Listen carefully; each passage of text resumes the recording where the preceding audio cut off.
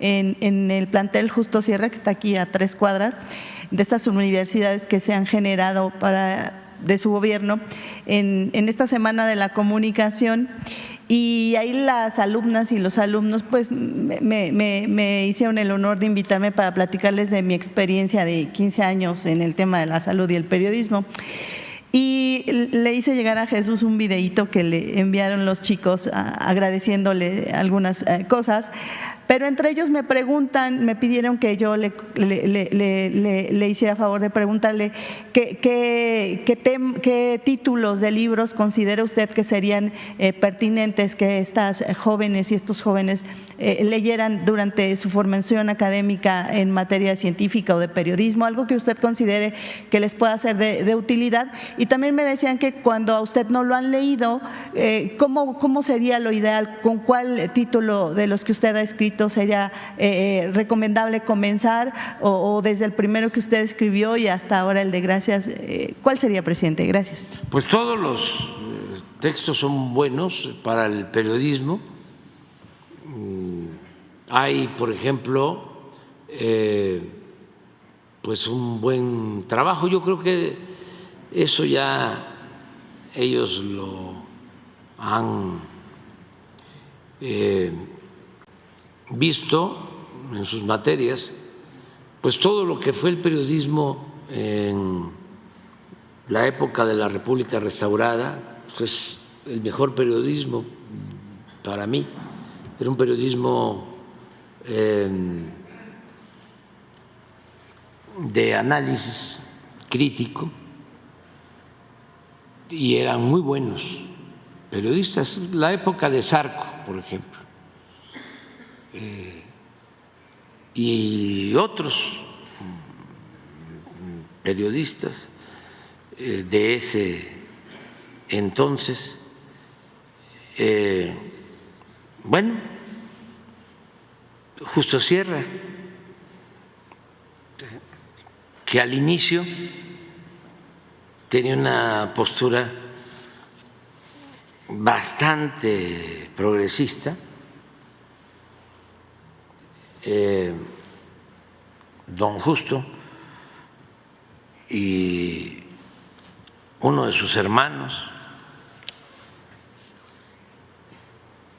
ellos fueron primero opositores a Porfirio Díaz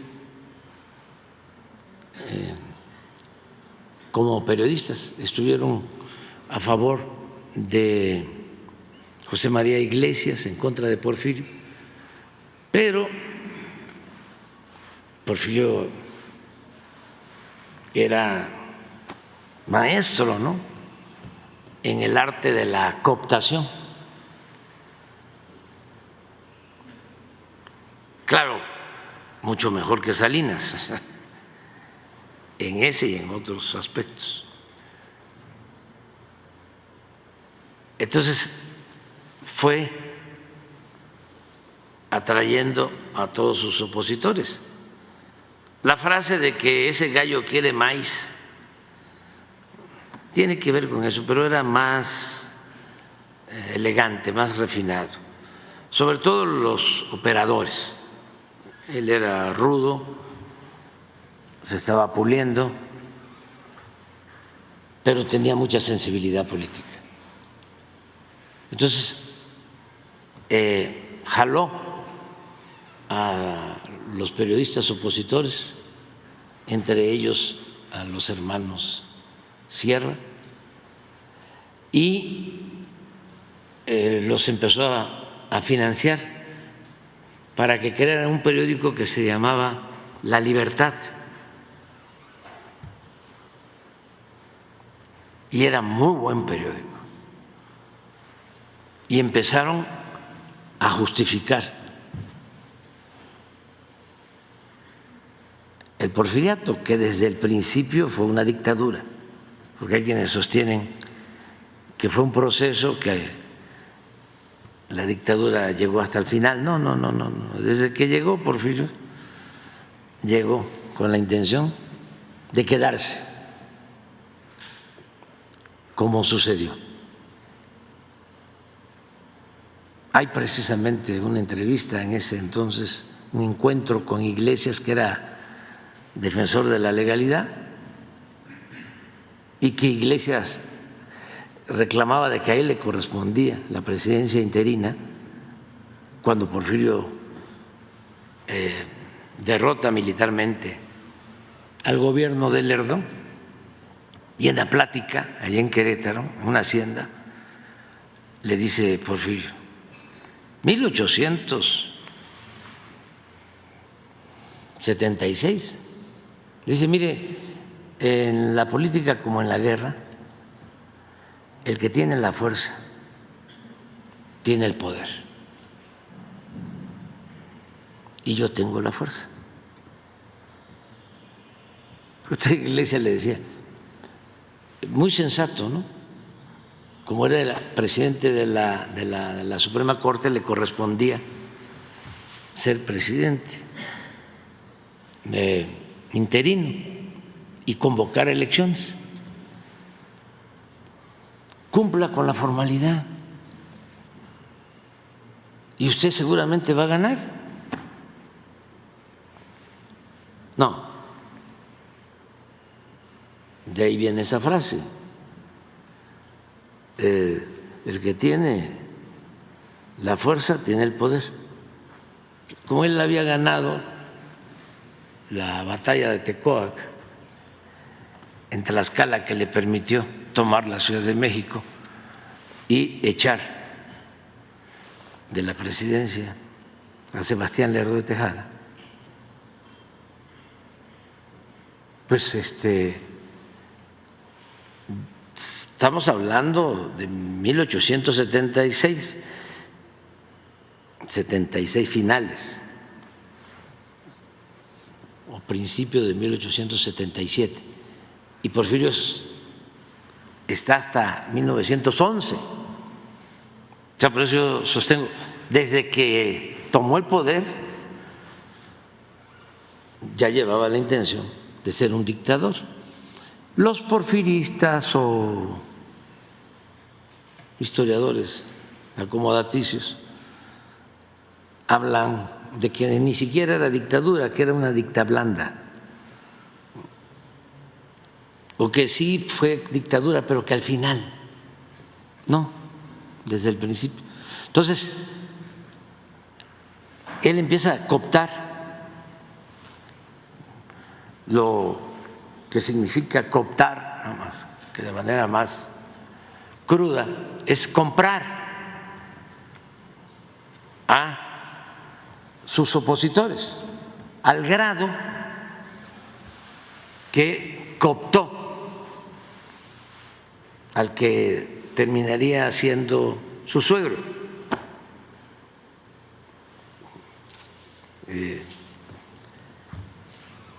el papá de su segunda esposa, Romero Rubio, Manuel Romero Rubio. ¿Y saben ustedes que su suegro, papá de Carmelita, era secretario particular de Porfirio Díaz, de su suegro, era su secretario particular, y lo fue siempre hasta que murió? ¿Y ustedes habían escuchado algo de eso? No, no. Había nepotismo y de todo, corrupción, pero para el conservadurismo, Porfirio es intocable.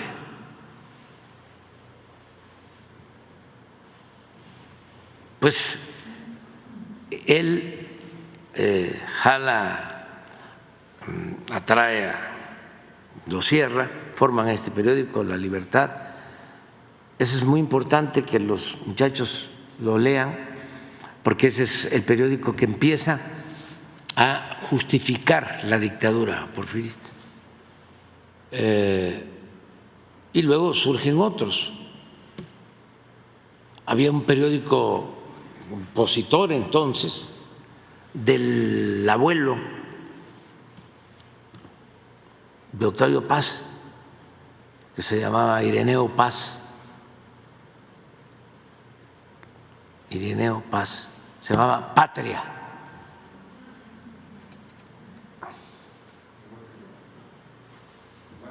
En Cuba. Sí, Patria. Que hablando de Ireneo Paz y de Justo Sierra, antes habían duelos.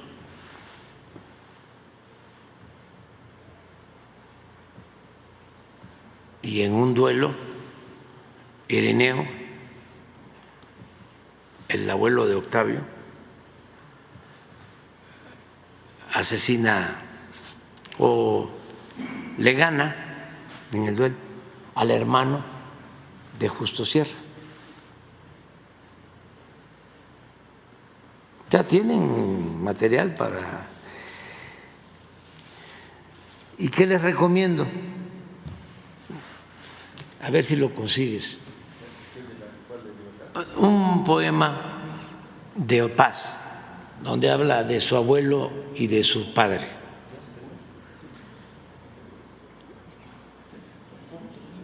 Porque su padre, de Octavio Paz, fue zapatista. Y su abuelo era liberal. Ah, está. La Libertad. Era el de Ireneo, ¿ah? Sí. No, este es el de Justo Sierra y su hermano. No. Ese sí, ese es el de Justo Sierra, La Libertad, y el otro es Patria, sí. El de Ireneo. Ah, pero es muy interesante porque el primer número de este periódico, dicen los editores, llegamos a un acuerdo con el gobierno, así como Aguilar Camín, nos van a subvencionar, o sea, nos van a dar dinero para publicar el periódico, pero han hecho el compromiso de no intervenir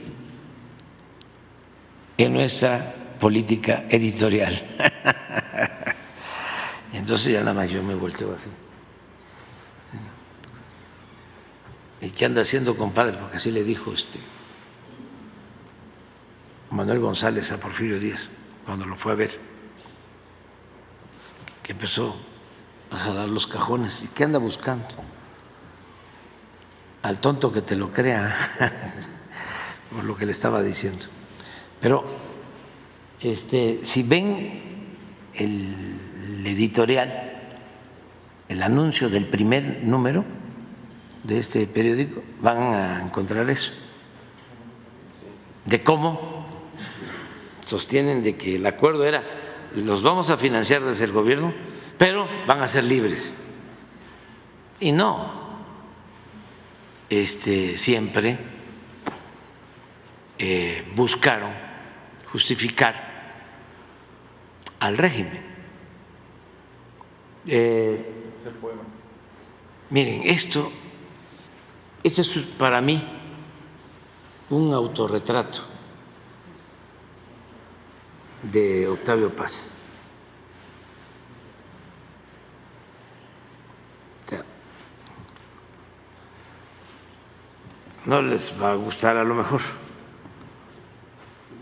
pero yo siempre digo lo que pienso. Dice: mi abuelo, al tomar el café, me hablaba de Juárez y de Porfirio,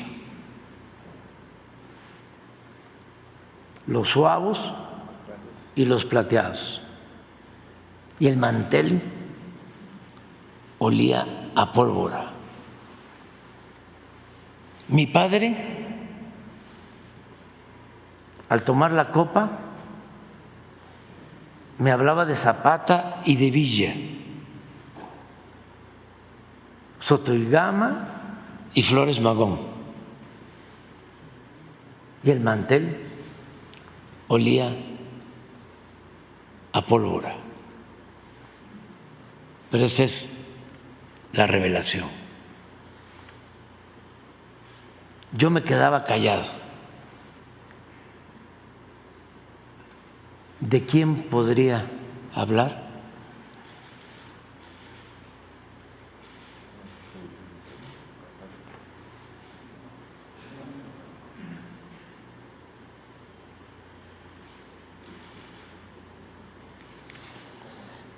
Entonces, esa época es, don Justo terminó siendo secretario de Educación, considerado el maestro de América, tuvo la fortuna, además de ser un gran escritor, juarista, tuvo la fortuna de fallecer antes de que concluyera el porfiriato o en los días finales del porfiriato y pues todo el mundo le ofreció respeto. Era el gran maestro, Justo Sierra, mismo Madero, y es también uno de los que utiliza la frase que es bíblica y que la repitieron varios, pero bien dicha esa frase de que el pueblo tiene hambre y sed de justicia. Es Justo Sierra.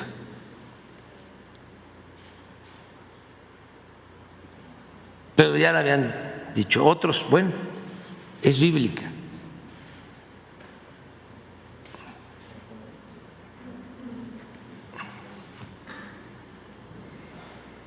Pero es bellísima. Pero esa es la historia. Porque ahí está su abuelo, su papá, de Octavio.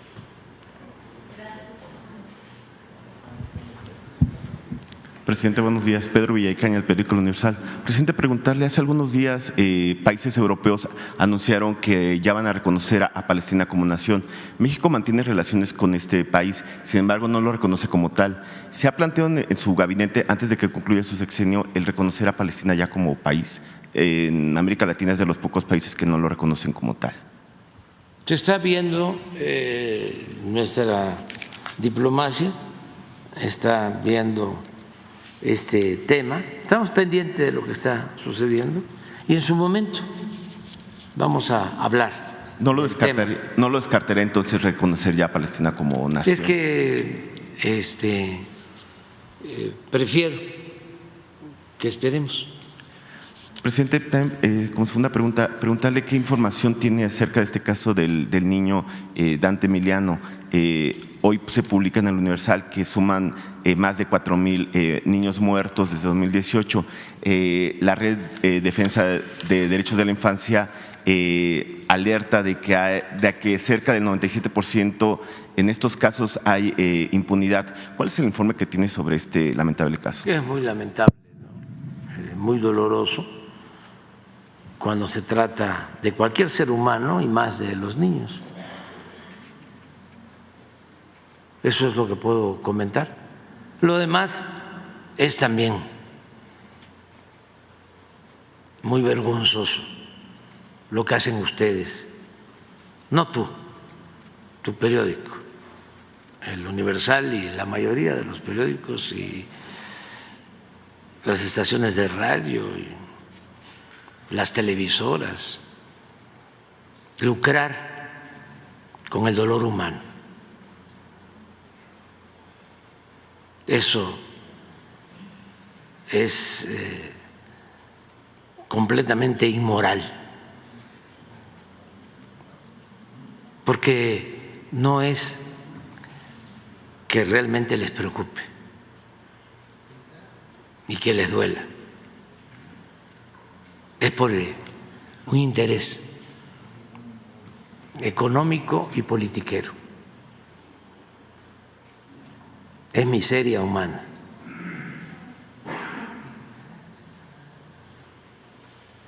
vi a una... No, lo voy a mostrar y no le hace que... de todas maneras, voy a bajar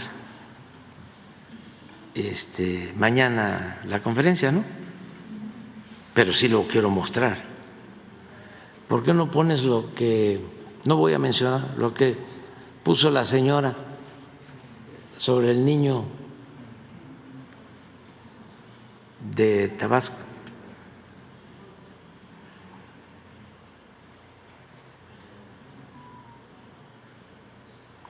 Digo, a todos nos duele, pero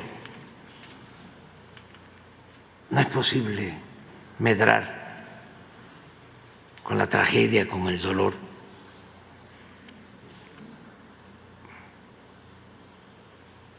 Eso no.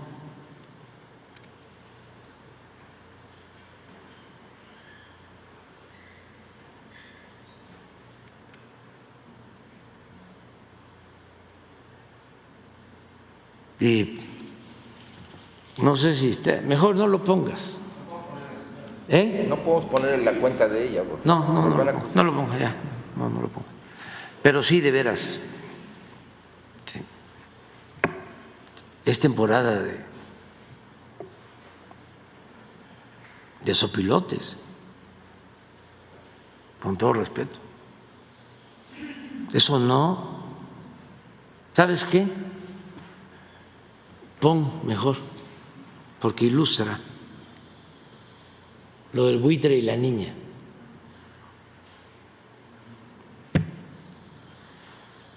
De cómo premiaron esta foto que van a ver. Cómo el fotógrafo, en vez de espantar al buitre y salvar a la niña, lo que le interesaba era la foto.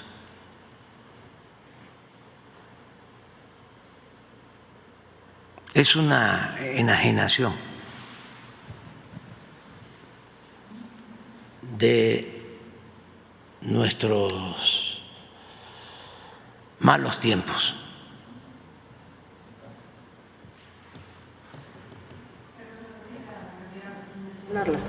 No me quiero meter ya, me retracto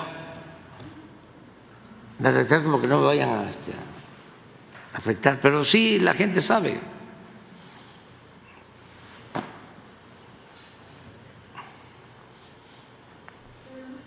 Mejor pongo esto.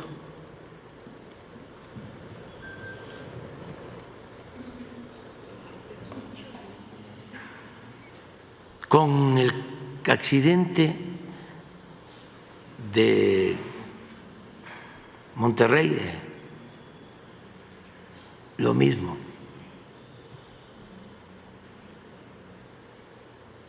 Pero sacan, yo creo que en ese caso sí no nos podrían decir nada, ¿no? Lo de Monterrey. ¿O también? ¿De la misma persona? No, de otra. Pues es un incidente. Sí, pero ¿cómo se llama el pseudodefensor de derechos humanos? Sí. Que hasta la naturaleza marca. Sí. No, porque también es político, ¿no? Pues es que todo lleva lo mismo, está en temporada. Sí, pero es lo mismo. O sea, es mostrar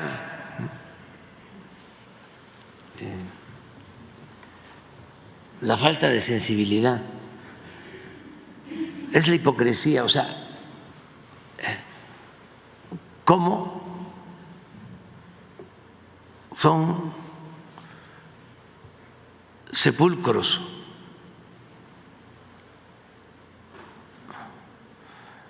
pintados de blanco.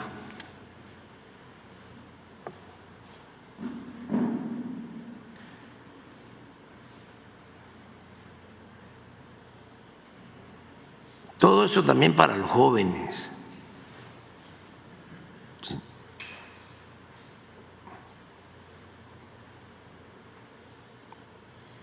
La señora, de eso sí puedo hablar,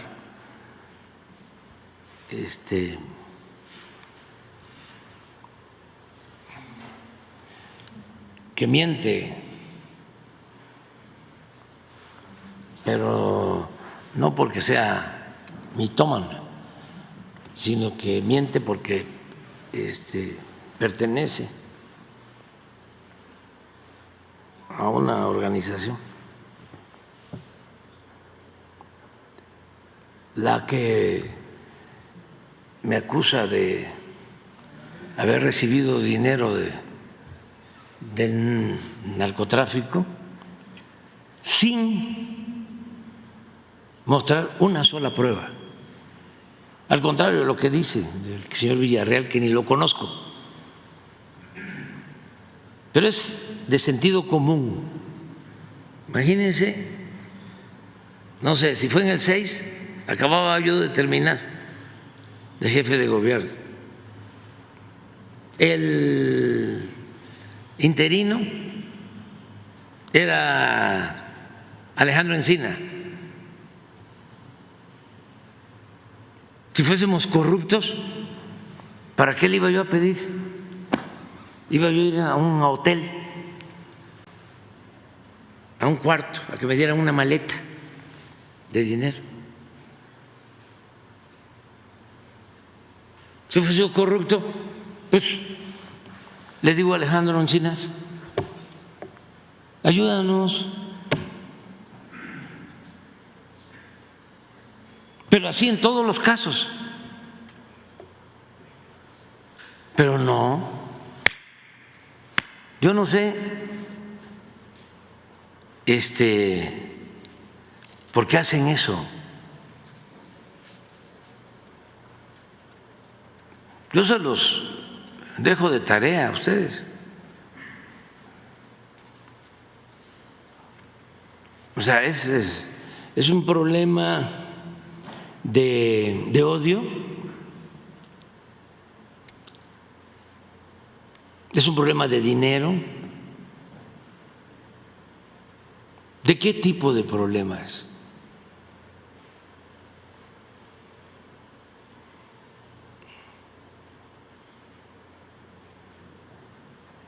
Por cierto, hace 2 o 3 días medio leí de que Ramón Alberto Garza dijo que me había entrevistado al inicio del gobierno, que me había presentado pruebas de corrupción de funcionarios de mi gobierno, pero que yo le había dado la vuelta.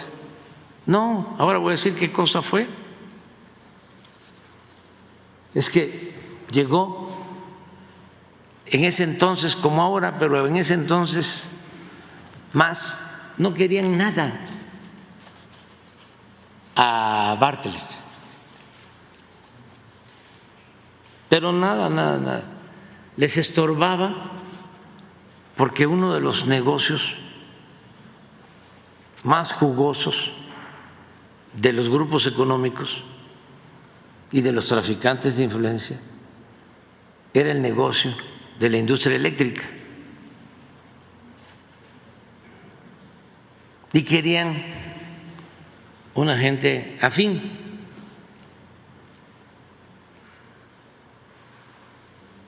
Un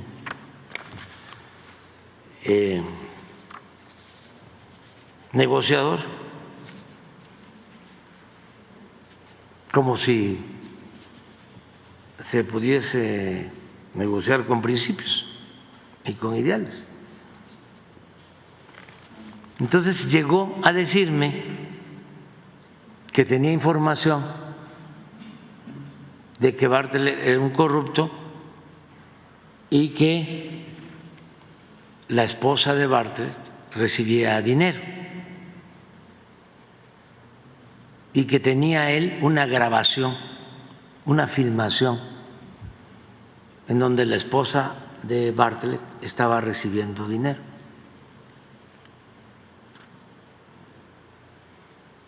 Entonces, como yo no puedo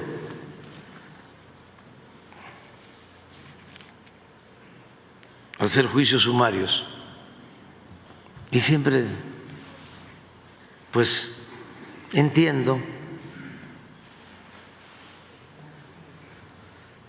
las circunstancias, que esa es otra para los muchachos del periodismo. No debe haber texto sin contexto. Le dije, ¿por qué no das a conocer los videos?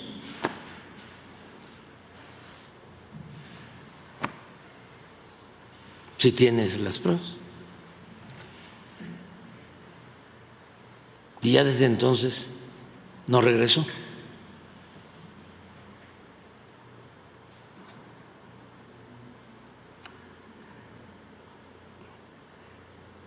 Estamos hablando allá de 2019, pero estábamos en la negociación de los gasoductos. Ustedes saben que cuando se lleva a cabo la negociación de los gasoductos, bueno, les platico primero lo de los gasoductos. Con el licenciado Peña deciden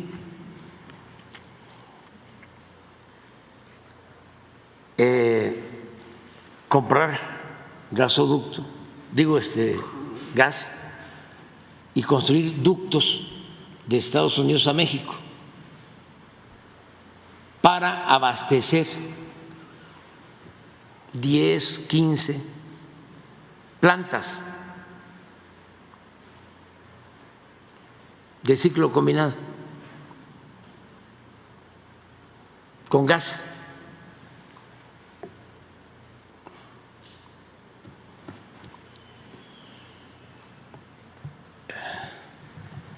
No hicieron las plantas, pero sí entregaron los contratos para los gasoductos y contratos leoninos que, de haberse aceptado como estaban originalmente, hubiese quebrado la Comisión Federal de Electricidad. Entonces, como dijimos, pues esto no lo podemos aceptar porque va a colapsar la Comisión Federal de Electricidad. Tenemos que sentarnos a la negociación o se cancela. Entonces aceptaron una negociación. Eso nos ayudó porque como el asunto de la negociación con los reclusorios, los hospitales privados que construyeron al doble, al triple, 20 veces más. Bueno, dice, sí, de acuerdo. Se inicia la negociación. Pero no queremos que participe Bartlett. ¿Pero cómo? Si es el director de la Comisión Federal de Electricidad.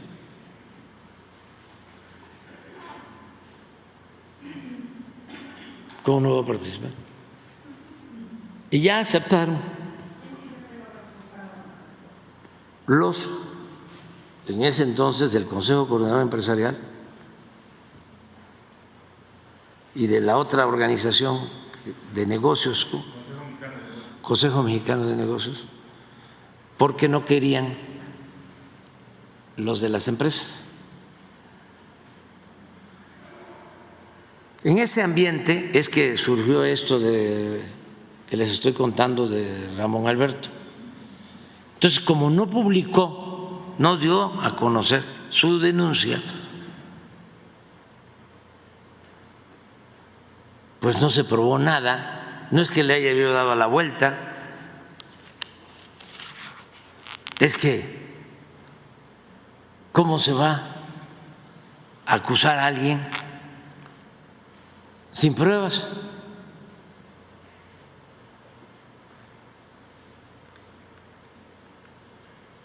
Esto lo contesto porque hace como 3 días medio escuché o vi que estuvo con la paladina de la libertad, la señora Aristegui, que engañó, pero muchísimo, y a mucha gente buena que creyó en ella.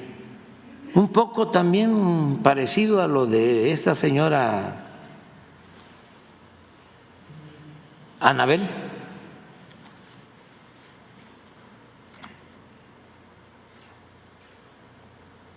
Pero no son ellos. Ellos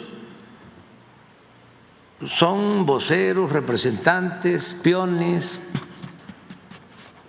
achichincles,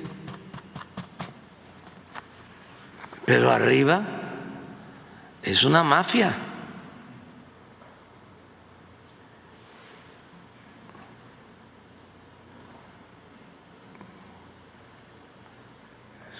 Con tentáculos por todos lados. No, ahora estaba leyendo de lo que tiene que enfrentar el Papa Francisco, que para mí es el dirigente social, político, religioso más importante del mundo, el más consecuente, al que más admiro. Pero no crean que enfrenta a opositores de otras religiones o a quienes no son creyentes. No, no, no, no, no. La oposición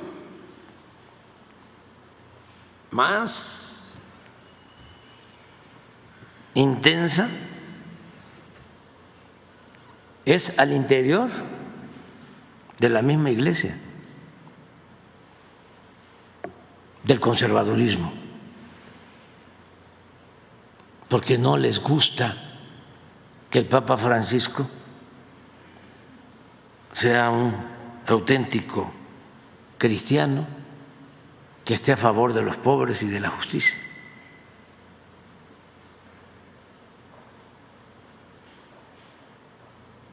Vámonos ya a desayunar. Presidente, se acabó. Presidente, por último, ¿cuál es el balance que hacen sobre las movilizaciones de la CENTE? Estos días se ha estado movilizando, han bloqueado algunas calles, ayer se manifestaron en el metro y hace unos minutos acaban de advertir que su plan de lucha también podría incluir el cierre de los accesos al aeropuerto capitalino. ¿Cuál es el informe? Ellos, como todos los manifestantes, están en libertad de expresarse. En este gobierno no se reprime a nadie, somos distintos. Y vaya que nos han provocado. Pero quiero también tener el orgullo de decir al final de mi gobierno que no reprimimos a nadie, que el gobierno no ordenó la desaparición de nadie, que no se torturó a nadie, que no hubo masacres.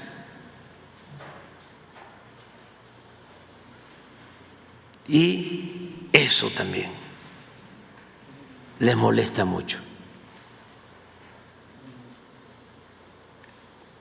Que no silenciamos a nadie, que el Universal de mi amigo Juan Francisco, aunque ahora está, no ahora, ya tiene tiempo, que está ladeado, tiene todo nuestro respeto y que pueden publicar lo que quieran. libertades plenas, sin represión para nadie. Entonces, si una organización se manifiesta, lo único que les recomendamos es que lo hagan de manera pacífica, porque ¿quién usa la violencia? ¿Quién usa la fuerza? Los que no tienen la razón.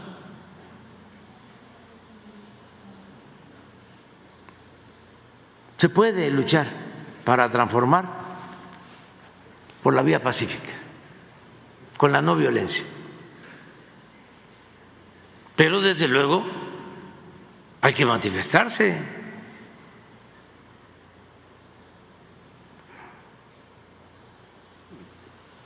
Todos tenemos ese derecho.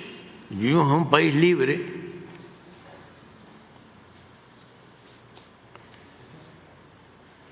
¿Por qué no pones esa canción? Vivo en un país libre. Ponla porque es de mis tiempos y ahora se trata también de negar, o hay algunos que se avergüenzan de su pasado. Me produce hasta pena lo de Roger Bartra, que era intelectual de izquierda, pero muy buen intelectual de izquierda, creador con otro extraordinario intelectual de izquierda, Enrique Semo, de la revista Historia y Sociedad, cuando yo estudiaba ciencia política. Y resulta que Roger Bartra llegó a ser hasta director del periódico. Corrígeme, Jesús. Sí, del Partido Comunista, director del periódico El Machete. Y ahora lo veo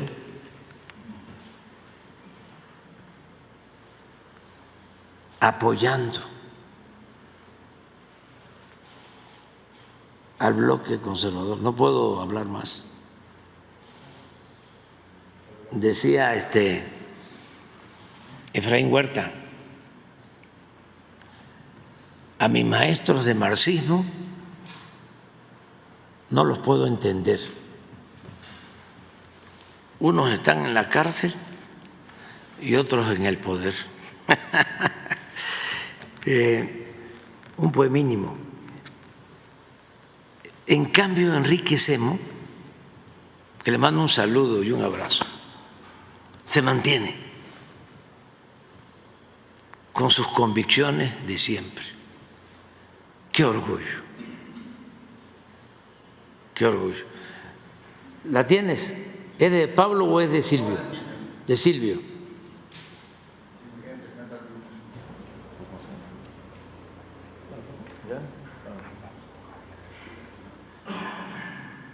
Pero ojalá y sea solo audio, así que se escuche bien.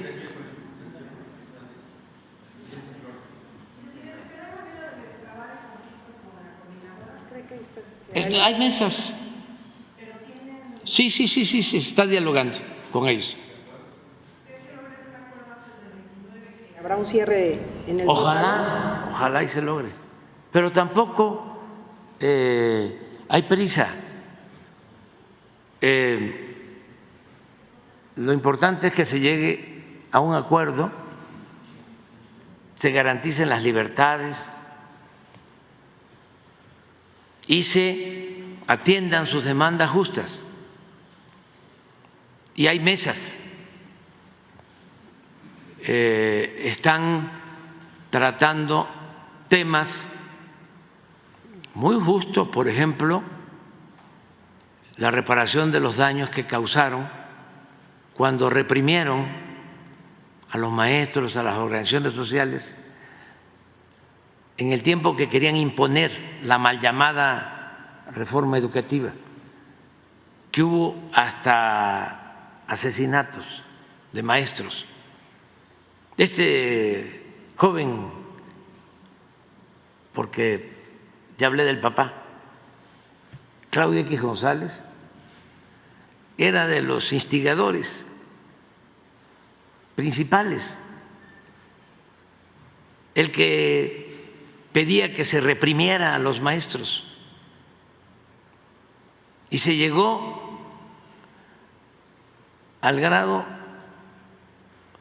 de reprimirlos, de asesinar a maestros, de encarcelarlos y acusarlos de lavado de dinero, y todo con la complicidad de los medios convencionales, con honrosas excepciones.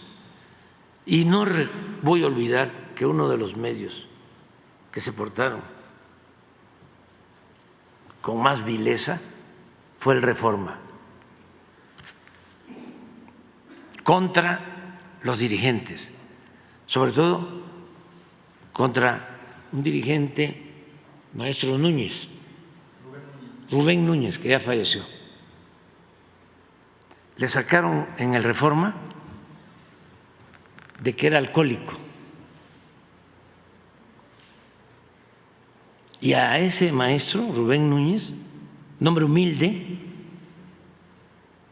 lo encarcelaron en una prisión de alta seguridad y lo acusaron de lavado de dinero. Esto para los jóvenes. Me acuerdo también de cuando detuvieron a Flavio Sosa, la cobertura en Televisa. Ya se acuerdan ustedes de los montajes que se hacían. Llega la Policía Federal. ¿Quién era el jefe de ese operativo? Imagínense, García Luna.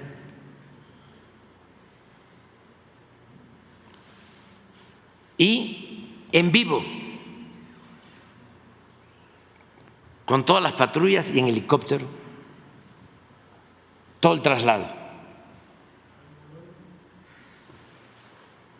Y ayer, antier, hablé del segundo tirador en el asesinato de Colosio y lo que dijo el juez, pero me quedé pensando, ¿qué no acaso los principales colaboradores de García Luna, asesores de García Luna, son ahora los principales colaboradores, asesores en la Suprema Corte de Justicia?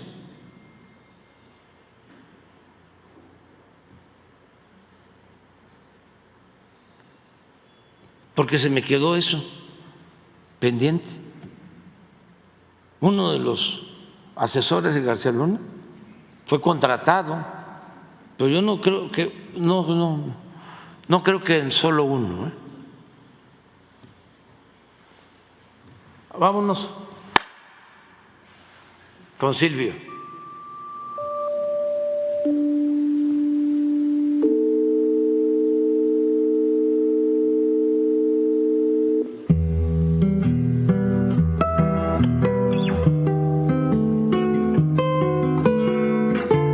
Para los jóvenes, porque la juventud no es un asunto biológico, es un estado de ánimo.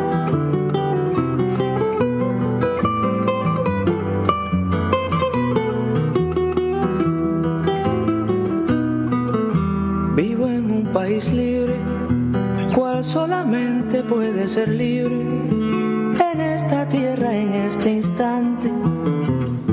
Soy feliz porque soy gigante.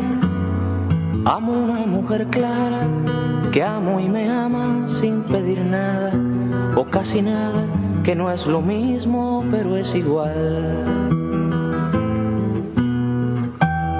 Y si esto fuera poco, tengo mis cantos que poco a poco muelo y rehago habitando el tiempo. Como le cuadra a un hombre despierto.